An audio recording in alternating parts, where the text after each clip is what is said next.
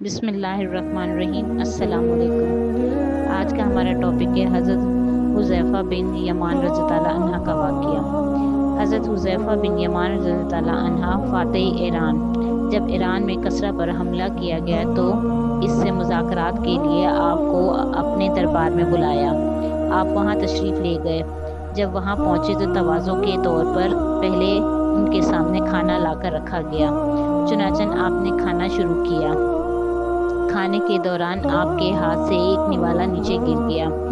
حضور پاک صلی اللہ علیہ وآلہ وسلم کی تعلیم یہ ہے کہ اگر نوالا نیچے گر جائے تو اس کو ضائع نہ کرو، وہ اللہ کا رزق ہے اور یہ معلوم نہیں کہ اللہ تعالیٰ نے رزق کے کون سے حصے میں برکت رکھی ہے، اس لیے اس نوالے کی ناقدری نہ کرو بلکہ اس کو اٹھا لو، اور اگر اس کے اوپر کچھ مٹی وغیرہ لگ جائے تو اس کو صاف کر لو اور پھر صاف کرنے کے بعد اس کو کھا لو۔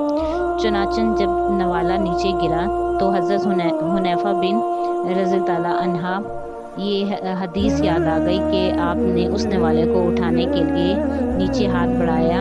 آپ کے برابر میں ایک صاحب بیٹھے تھے۔